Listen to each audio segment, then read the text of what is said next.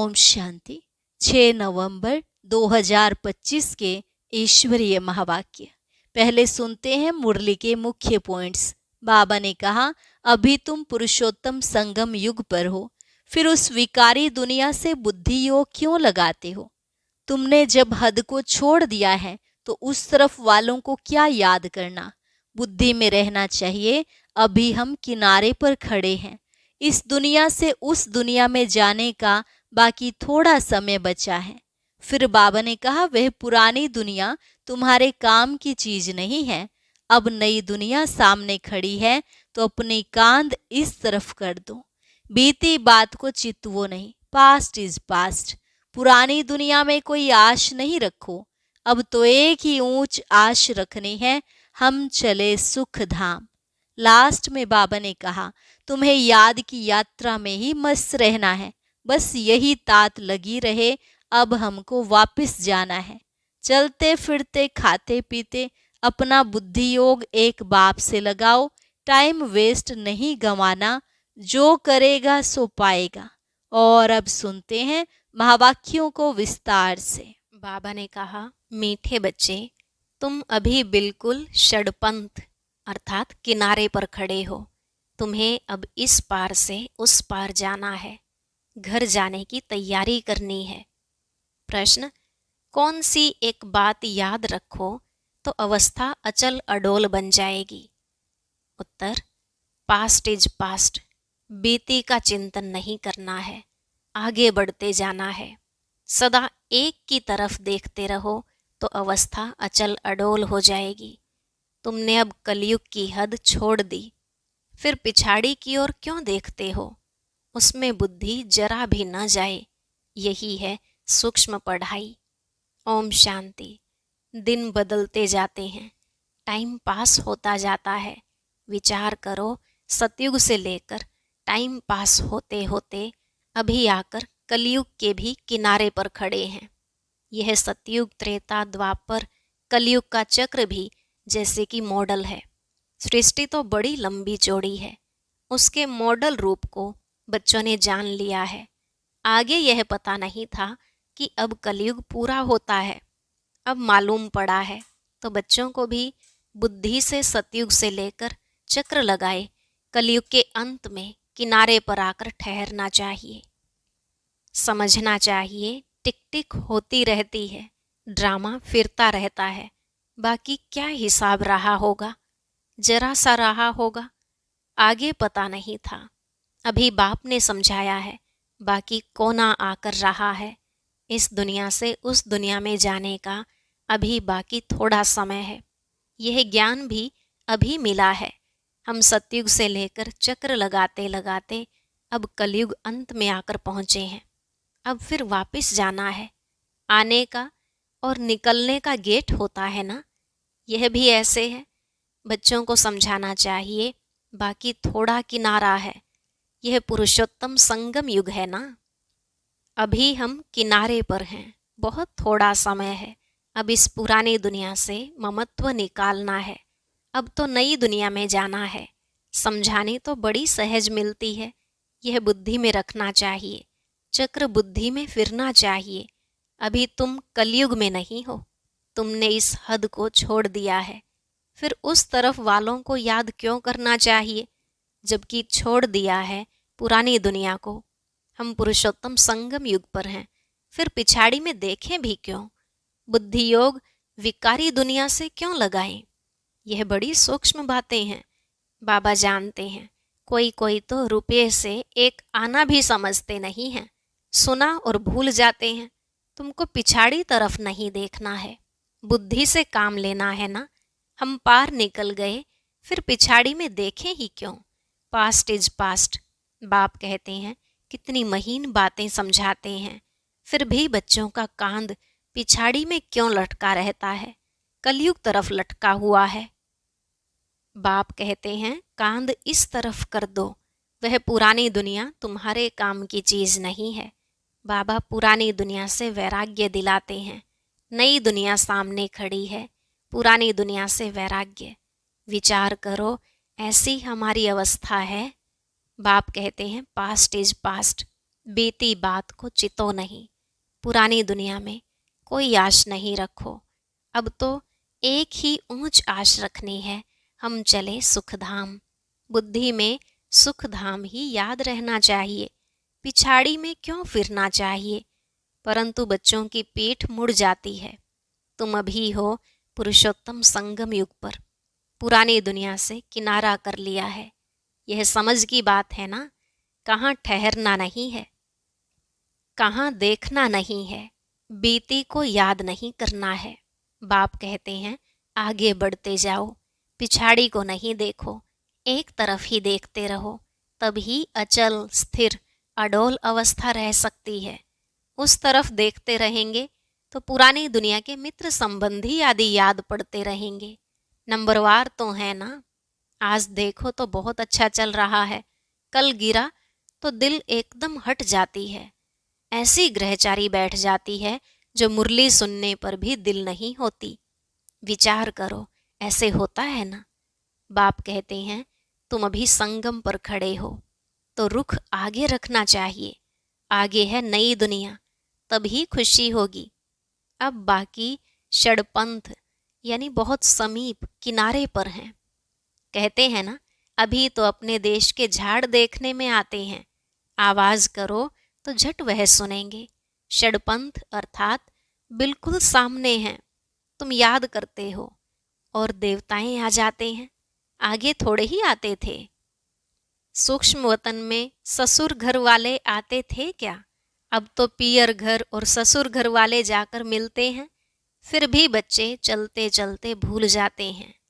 बुद्धियोग पिछाड़ी में हट जाता है। बाप कहते हैं तुम सबका यह अंतिम जन्म है, तुम्हें पीछे नहीं हटना है, अब पार होना है, इस तरफ से उस तरफ जाना है। मौत भी नजदीक होता जाता है, बाकी सिर्फ कदम भरना है। नाव किनारे आती है तो उस तरफ कदम उठाना पड़ता है ना। तुम बच्चों को खड़ा होना है किनारे पर। तुम्हारी बुद्धि में है आत्माएं जाती हैं अपने स्वीट होम। यह याद रहने से भी खुशी तुमको अचल अडोल बना देगी।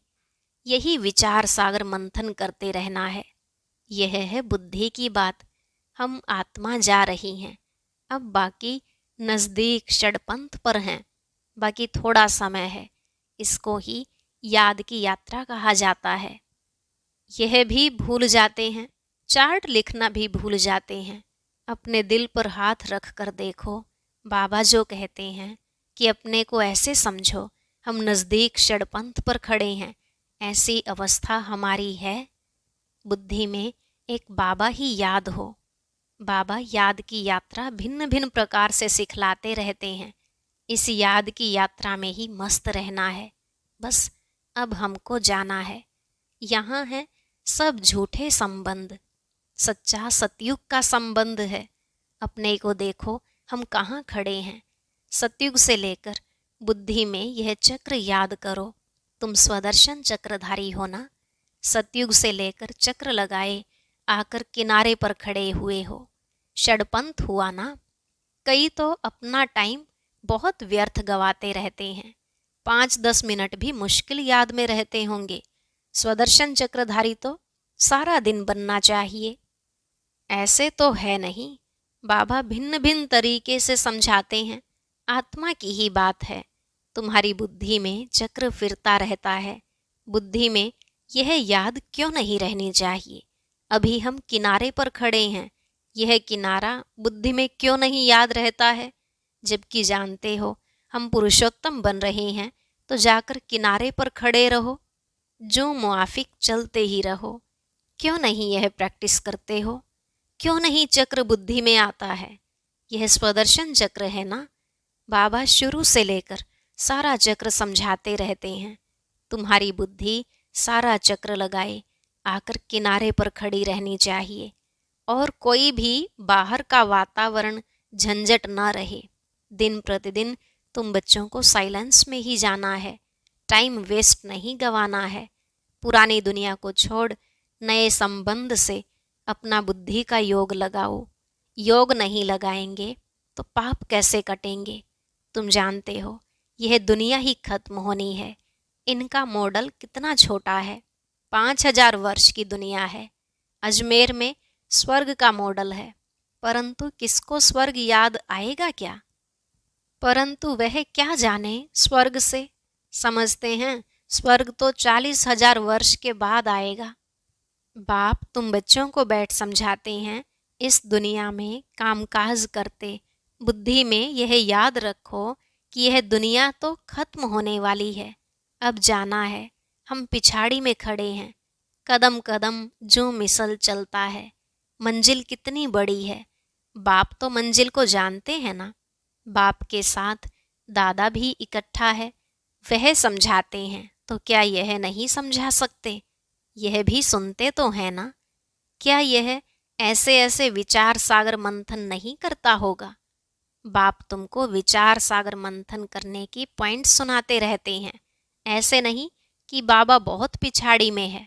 अरे यह तो दुम लटका हुआ है, फिर पिछाड़ी में कैसे होगा? यह सब गुहिए गुहिए बातें धारण करनी है, गफलत छोड़ देनी है। बाबा के पास 2-2 वर्ष के बाद आते हैं। क्या यह याद रहता होगा कि हम नज़दीक किनारे पर खड़े हैं, अभी जाना है? ऐसी अवस्था हो जाए तो बाकी क्या चाहिए? बाबा ने यह भी समझाया है, डबल सिर ताज यह सिर्फ नाम है, बाकी लाइट का ताज कोई वहाँ रहता नहीं है। यह तो पवित्रता की निशानी है। जो भी धर्म स्थापक हैं उनके चित्रों में लाइट जरूर दिखाते हैं, क्योंकि वह वाइसलेस सतो प्रधान है। फिर रजो तमो में आते हैं। तुम बच्चों को नॉलेज मिलती है, उसमें मस्त रहना चाहिए। भल तुम हो इस दुनिया में, परंतु बुद्धि का योग वहाँ लगा रहे। इनसे भी तोड़ तो निभाना है। जो इस कुल के होंगे वह निकल आएंगे। सैपलिंग लगना है। आदि सनातन देवी देवता धर्म वाले जो होंगे वह जरूर आगे पीछे आएंगे। पिछाड़ी में आने वाले भी आगे वालों से तीखे जाएंगे। ये पिछाड़ी तक होता रहेगा। वह पुरानों से तीखे कदम बढ़ाएंगे। सारा इम्तिहान है याद की यात्रा का। भल देरी से आए हैं, याद की यात्रा में लग जाएं और सब धंधा धोरी छोड़ इस यात्रा में बैठ जाएं। भोजन तो खाना ही है, अच्छी रीति याद में रहें तो इस खुशी जैसी खुराक नहीं। यही तात लगी रहे। अभी हम जाते हैं, 21 जन्मों का राज्य भाग्य मिलता है। लॉटरी मिलने वालों को खुशी का पारा चढ़ जाता है ना। तुमको बहुत मेहनत करनी है। इसको ही अंतिम अमूल्य जीवन कहा जाता है। याद की यात्रा में बहुत मजा है। हनुमान भी पुरुषार्थ करते करते स्थैर्यम बनाना। भंभोर को आग लगी, रावण का राज्य जल गया। यह कहानी बना दी है। बाप यथार्थ बात बैठ समझाते हैं। रावण राज्य खलास हो जाएगा। स्थैर्यम बुद्धि इसको कहा जाता है।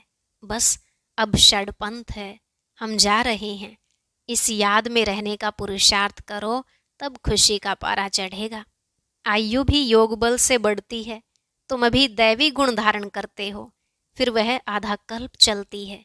इस एक जन्म में तुम इतना पुरुषार्थ करते हो, जो तुम जाकर यह लक्ष्मी नारायण बनते हो तो कितना पुरुषार्थ करना चाहिए। इसमें गफलत व टाइम वेस्ट नहीं करना चाहिए। जो करेगा सो पाएगा। बाप शिक्षा देते रहते हैं। तुम समझते हो कल्प कल्प हम विश्व के मालिक बनते हैं। इतने थोड़े टाइम में कमाल कर देते हैं, सारी दुनिया को चेंज कर देते हैं। बाप के लिए कोई बड़ी बात नहीं, कल्प कल्प करते हैं। बाप समझाते हैं, चलते फिरते खाते पीते अपना बुद्धि योग बाप से लगाओ। यह गुप्त बात बाप ही बच्चों को बैठ समझाते हैं। अपनी अवस्था को अच्छी रीति जमाते रहो, नहीं तो ऊंच पद नहीं पाएंगे। तुम बच्चे नंबरवार पुरुषार्थ अनुसार मेहनत करते हो। समझते हो अभी तो हम किनारे पर खड़े हैं, फिर पिछाड़ी में हम क्यों देखें। आगे कदम बढ़ते रहते हैं। इसमें अंतर्मुखता बहुत चाहिए, इसलिए कछुए का भी मिसाल है। यह मिसाल आदि सब तुम्हारे लिए हैं। सन्यासी तो हैं ही हठ योगी, वह तो राजयोग सिखला न सके, वो लोग सुनते हैं तो समझते हैं यह लोग हमारी इंसल्ट करते हैं, इसलिए यह भी युक्ति से लिखना है। बाप बिगर राजयोग कोई सिखला न सके। इनडायरेक्ट बोला जाता है तो ख्याल ना हो, युक्ति से चलना होता है ना। जो सर्प भी मरे, लाठी भी न टूटे। कुटुंब परिवार आदि सबसे प्रीत रखो, परंतु बुद्धि का योग बाप से लगाना है। तुम जानते हो हम अभी एक की मत पर हैं, यह है देवता बनने की मत। इसको ही अद्वैत मत कहा जाता है। बच्चों को देवता बनना है। कितना बार तुम बने हो, अनेक बार। अभी तुम संगम युग पर खड़े हो। यह अंतिम जन्म है, अब तो जाना है। पिछाड़ी में क्या देखना है? देखते हुए फिर भी अपनी अडोलता में तुम खड़े रहो। मंजिल को भूलना नहीं है। तुम ही महावीर हो जो माया पर जीत पाते हो। अभी तुम समझते हो हार और जीत का यह चक्र फिरता रहता है। कितना वंडरफुल ज्ञान है बाबा का। यह पता था क्या कि अपने को बिंदी समझना है? इतनी छोटी सी बिंदी में सारा पार्ट नोंधा हुआ है जो चक्र फिरता रहता है। बहुत वंडरफुल है। वंडर कहे छोड़ना ही पड़ता है। अच्छा, मीठे मीठे सिकिलधे बच्चों प्रति माता पिता बाप दादा का याद प्यार और गुड मॉर्निंग। रूहानी बाप की रूहानी बच्चों को नमस्ते। रूहानी बच्चों की रूहानी बाप दादा को नमस्ते नमस्ते, गुड मॉर्निंग। शुक्रिया बाबा, शुक्रिया। धारणा के लिए मुख्य सार। पहला पॉइंट, पीछे मुड़कर नहीं देखना है। किसी भी बात में ठहर नहीं जाना है। एक बाप की तरफ देखते हुए अपनी अवस्था एक रस रखनी है। दूसरा, बुद्धि में याद रखना है कि अभी हम किनारे पर खड़े हैं। घर जाना है, गफलत छोड़ देनी है। अपनी अवस्था जमाने की गुप्त मेहनत करनी है। आज का वरदान, सर्व के दिल का प्यार प्राप्त करने वाले न्यारे प्यारे निसंकल्प भव। सर्व के दिल का प्यार प्राप्त करने वाले न्यारे प्यारे निसंकल्प भव। बाबा ने कहा, जिन बच्चों में न्यारे और प्यारे रहने का गुण व निसंकल्प रहने की विशेषता है, अर्थात जिन्हें यह वरदान प्राप्त है, वे सर्व के प्रिय बन जाते हैं। क्योंकि न्यारेपन से सबके दिल का प्यार स्वतः प्राप्त होता है। वे अपनी शक्तिशाली निसंकल्प स्थिति व श्रेष्ठ कर्म द्वारा अनेकों की सेवा के निमित्त बनते हैं। इसलिए स्वयं भी संतुष्ट रहते और दूसरों का भी कल्याण करते हैं। उन्हें हर कार्य में सफलता स्वतः प्राप्त होती है। स्लोगन, एक बाबा शब्द ही सर्व खजानों की चाबी है। इस चाबी को सदा संभाल कर रखो। एक बाबा शब्द ही सर्व खजानों की चाबी है। इस चाबी को सदा संभाल कर रखो। अव्यक्त इशारे, अशरीरी व विदेही स्थिति का अभ्यास बढ़ाओ। एक सेकंड में चोले से अलग तभी हो सकेंगे जब किसी भी संस्कारों की टाइटनेस नहीं होगी। जैसे कोई भी चीज़ अगर चिपकी हुई होती है तो उनको खोलना मुश्किल होता है। हल्के होने से सहज ही अलग हो जाते हैं। वैसे ही अगर अपने संस्कारों में जरा भी ईजीपन नहीं होगा तो फिर अशरीरीपन का अनुभव कर नहीं सकेंगे। इसलिए ईजी और अलर्ट रहो। और अभी सुनते हैं आज का अव्यक्त ज्ञान मोती।